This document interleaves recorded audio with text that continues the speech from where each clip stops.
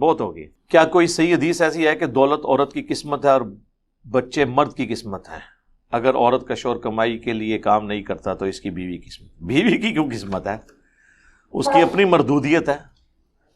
بخاری و مسلم دونوں میں حدیث ہے کہ اے نوجوانوں کے گروہ، تم میں سے جس میں استطاعت ہو وہ نکاح کرے. نکاح کرنا نگاہوں کو نیچا رکھتا ہے اور تمہاری شرمگاہ اور عفت اور عصمت کی حفاظت کا ذریعہ ہے. اور جو نکاح نہ کر سکتا ہو وہ روزے رکھ کے اپنی شہوت کو ٹھنڈا کرے. تو وہ استطاعت کیا ہے؟ شہوت اس میں پہلے ہی موجود ہے، نہ مرد نہیں ہے وہ. اور اللہ کے نبی فرما رہے ہیں کہ مرد ہو تو شادی کرو، اور مرد ہونے کے باوجود شادی نہیں کر رہے تو کس بنیاد پہ؟ استطاعت نہیں، یعنی فائنینشل یہ حالت نہیں ہے. یہاں پہ بھی لوگ جو کام نہیں کرتے وہ کہتے ہیں بیاہ کرا دو. یعنی بیاہ کرنا خود اتنا بڑا کام ہے کہ سارے کام پھر کرے گا. ایسا نہیں ہوتا. شادی وہی کرے جو اس فائنینشل سسٹم کو لے کے چل سکتا ہے. ورنہ تو جو بعد میں لڑائی اور جھگڑے ہوتے ہیں، دو خاندان آپس میں پھٹ جاتے ہیں، بہنوں میں اتنا پیار ہوتا ہے کہ بیویاں اپنے خاوندوں سے لڑائی کرتی ہیں اپنی بھانجیوں اور بھتیجیوں کے بارے میں. یہ ہر گھر کی سٹوری ہے. ایک لفظ نہیں سن سکتی وہ اپنی بھانجیوں اور بھتیجیوں کے بارے میں اپنے خاوند سے. اتنا وہ پیار کرتی ہیں، پیار سے بیاہ کے لاتی ہیں، اور سب سے بڑی دشمن اول وہ بنی ہوتی ہیں ان کی. اور پھر حالت یہ ہوتی ہے کہ وہ دو بہنیں زندگی بھر، بہن بھائی زندگی بھر ایک دوسرے کا منہ بھی نہیں دیکھتے. تو اس سے تو بہتر تھا شادی نہ ہی ہوتی. یہ پرابلمز آ جاتے ہیں. اور 90% ایشوز فائنانس کے ہوتے ہیں. جہاں پہ کھانے پینے کا معاملہ چل رہا ہو نا، وہاں پہ معاملات صحیح رہتے ہیں. لہٰذا یہ ایک دم شادی نہیں کروا دینی چاہیے. تو قسمت والا معاملہ نہیں ہے. یہ انسان نے اپنے معاملات کو خود لے کے چلنا ہے. یہ اللہ تعالیٰ تو اس طرح کی چیزوں میں بلیو نہیں کرتا. یہ سب کے سب معاملہ اللہ تعالیٰ کے اختیار میں. سورہ الشورى کے اینڈ پہ آیا اللہ تعالیٰ جسے چاہتا ہے بیٹے دیتا ہے، جسے چاہتا ہے بیٹیاں دیتا ہے، جسے چاہتا ہے دونوں دیتا ہے، جسے چاہتا ہے بے اولاد رکھتا ہے. اللہ نے تو اس کو مرد و عورت کے ساتھ لیٹ ہی نہیں کیا. یہ تو اللہ کی مرضی ہے. ایون آپ دیکھیں کرسچینٹی کے اندر اماں حوا کے اوپر بلیم کیا جاتا ہے کہ انہوں نے ورگلایا تھا ابا جی آدم کو علیہ السلام. ایو کہتے ہیں، اور ایو سے ایول بنا ہوا ہے، برائی کی جڑ ایو، حوا. لیکن قرآن آپ کھول کے دیکھیں سورۃ الاعراف میں سٹارٹ ہی میں قصہ آدم اور ابلیس پوری تفصیل کے ساتھ آیا ہے، اور وہ تثنیہ کے سیغے کے ساتھ. ان دونوں نے یہ کیا، ان دونوں کو ہم نے یہ حکم دیا، وہ دونوں یہ کرنے لگے. ہر جگہ اللہ نے تثنیہ کا سیغہ ہے، سنگولر کا سیغہ یوز ہی نہیں کیا. یعنی دونوں نے غلطی کی. اور یہاں پہ لوگ جو ہے نا وہ ڈال دیتے ہیں. ویسے تو اب سائنس تو خیر کچھ اور ہی بات کرتی ہے، وہ میں یہاں پہ ڈسکس نہیں کرنا چاہتا. وہ تو مرد کے کھاتے میں ڈالتی ہے اولاد کے اس ایشو کو. بہرحال نہ وہ مرد کے کھاتے میں نہ عورت کے، یہ اللہ نے ڈیسائیڈ کرنا ہے. مرد کی بھی کیا اپنی کمپیٹنسی ہے. کتنے جوڑے ہیں مرد و عورت، ان کو ڈاکٹرز نے میڈیکلی فٹ قرار دیا ہے، اولاد نہیں ہو رہی. 15 20 سال، بعض اوقات پوری زندگی اولاد نہیں ہوتی. کتنی عورتیں ہیں، عورت اور مرد بالکل ٹھیک ہے، اولاد نہیں ہوئے، طلاق ہو گئی، ان دونوں نے نئی شادیاں کی، وہاں اولاد ہوگی. کتنے کیسز اس طرح کے ہیں. تو یہ سب کچھ اللہ کے قبضے قدرت میں. اپنی غلطیوں کا وبال اللہ پہ نہ ڈالیں. مسئلہ تقدیر کو آپ یہ سمجھیں. صحیح مسلم کی کتاب القدر چیپٹر آف ڈیسٹنی کی آخری حدیث ہے. مسلم شریف میں تقدیر کا چیپٹر بڑی تفصیل سے ہے. بخاری میں کم حدیثیں ہیں، مسلم میں زیادہ ہیں. تو امام مسلم نے کتاب القدر چیپٹر، جو تقدیر کے چیپٹر کی آخری حدیث لی ہے نا، وہ اس کی ترتیب میں اس کو آخر میں اس لیے رکھا ہے کہ وہ سب کچھ کنکلوڈ ہو جائے. امام مسلم کی ذہانت کا تو میں فین ہوں جی. میں اتنا ذہین بندہ. انہوں نے مقدمہ لکھ کے جو ذہانت اس وقت شو کی ہے، وہ ان کے ہم اثر ان کے استادوں کو بھی وہ باتیں سمجھ نہیں آئی ہیں جو آج وہی باتیں. آپ صحیح مسلم کا مقدمہ پڑھ لیں، آپ کو لگے گا کہ یہ وہی باتیں ہیں جو آج کے دور میں ہم رونا رو رہے ہیں.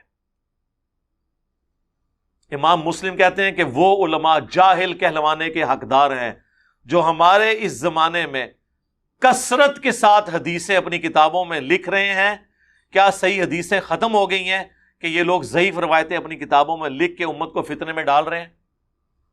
تو یہ انہوں نے بریلوی دیوبندی اہل حدیث کو تو نہیں کہا. امام مسلم کے زمانے میں کس نے کثرت کے ساتھ اپنی کتاب میں حدیثیں جمع کی؟ امام مسلم نے انہیں کنڈیم کیا اتنے سخت الفاظ میں، لیکن عقل مندی کی نام نہیں لیا. ان کا یہ کیا کام ڈالنے لگے ہو؟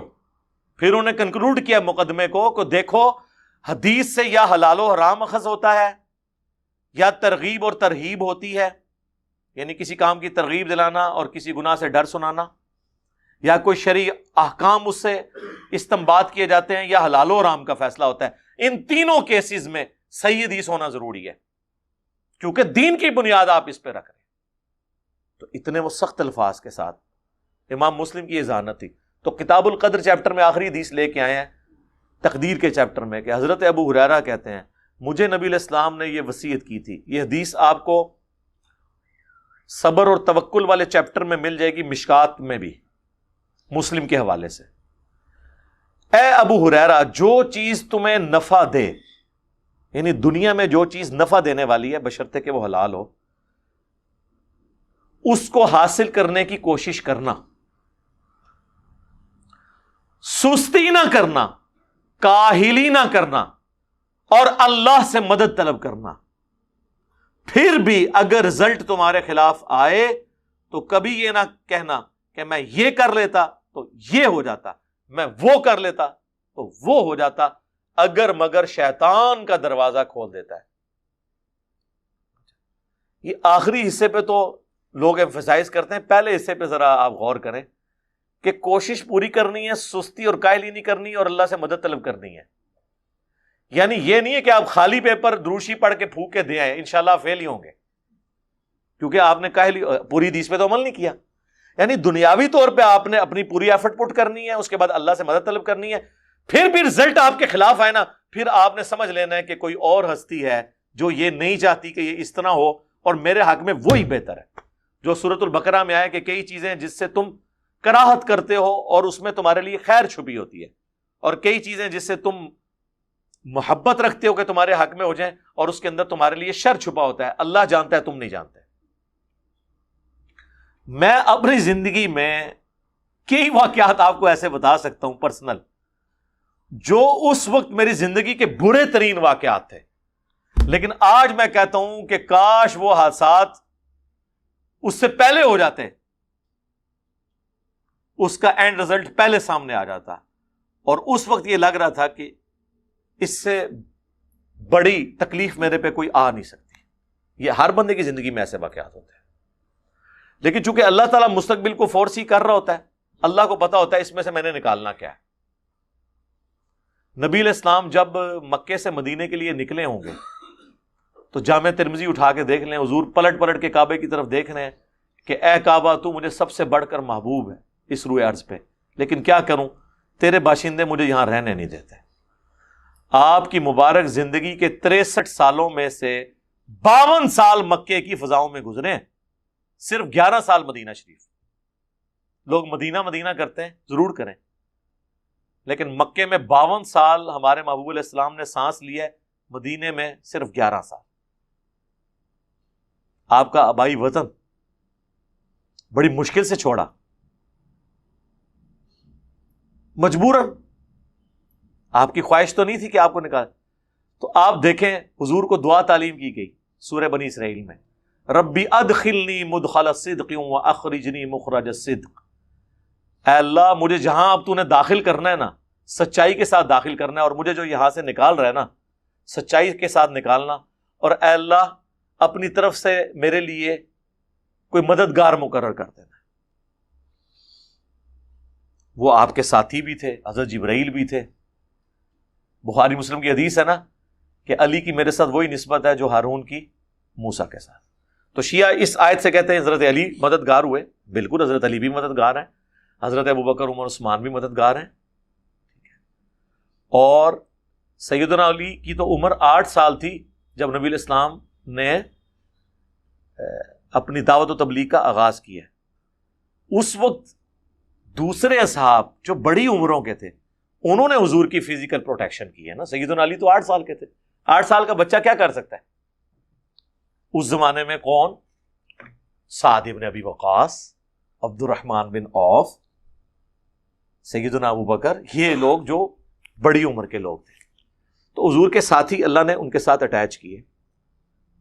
تو نبی علیہ السلام جب مدینہ شریف کے لیے جا رہے ہوں گے تو آپ کو کتنے خیال آ رہے ہوں گے، یار میں نے 13 سال محنت کی، صرف 125 بندے میں بنا سکا، لیکن ان کو بھی مجبوراً مجھے نکالنا پڑ رہا ہے. تھا نا دماغ میں، کیوں نہیں ہوگا؟ کیا اس وقت اللہ کے نبی کو یہ بات پتا تھی کہ 13 سال میں تو 125 ہوئے ہیں، اگلے 13 سال کے اندر رومن اور پرشین امپائر بھی آپ کے غلاموں کے قدموں میں ہوگی؟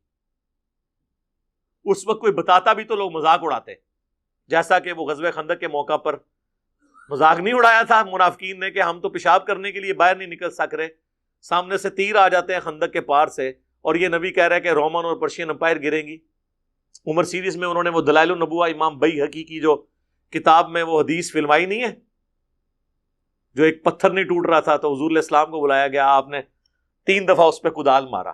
پہلی دفعہ فرمایا اللہ نے مجھے یمن عطا فرما دیا، دوسری دفعہ فرمایا کہ اللہ نے مجھے رومن امپائر دے دی ہے، میں تو وہاں کے وہ رومن امپائر کا جو محل ہے وہ بھی دیکھ رہا ہوں، تیسری دفعہ فرمایا پرشین امپائر بھی. اور اگر تم اپنے نبی پہ یقین رکھتے ہو کہ وہ سچا پیغمبر ہے تو اللہ کے وعدے پہ یقین رکھنا. تو دیکھیں پھر صحابہ نے ایسا یقین کیا کہ کانفیڈنس ان کا لوز ہی نہیں ہوا. ورنہ مجھے بتائیں اللہ کی نبی کی وفات کے بعد جب ہزاروں لوگ مرتد ہو جائیں اس قبائلی سسٹم میں، جہاں قبیلے جب مرتد ہوتے تھے تو پورے پورے قبائل ہی، چونکہ ایک سردار مرتد ہوتا تھا نا تو وہ پورے پورے قبیلے ہی نکل جاتے تھے، وہاں پہ چند اصحاب اتنے کانفیڈنٹ ہوں کہ ہر محاذ کے اوپر جنگ کھول لیں. حضرت ابوبکر صدیق منکرین زکوٰۃ کے خلاف بھی، مرتدین کے خلاف بھی، 2 جھوٹے پیغمبر ان کے خلاف بھی، اور پیرل میں رومن امپائر کے لیے بھی بھیجا ہوا ہے جناب وہ اسامہ ابن زید کو. تو اتنے بڑے بڑے اصحاب بھی، وہ بھی کہہ رہے ہیں کہ حضرت اتنے محاذوں پہ تو آپ جنگ نہ کھولیں، یہ تو مدینے پہ حملہ کر کے لوگ قبضہ کر لیں گے دارالخلافہ کے اوپر، تو ہم کیا کریں گے؟ انہوں نے کہا اللہ کے نبی کا وعدہ ہے یہ سب فتوحات ہونی ہے. تو پھر آپ دیکھیں وہی ہے. آدھا جو پرشین امپائر تو حضرت ابوبکر کے دور میں گر گئی تھی، باقی کا جو ہے وہ سیدنا عمر اور سیدنا عثمان کے دور میں جا کے آپ دیکھ لیں رشیا افغانستان تک فتوحات ہو چکی تھی.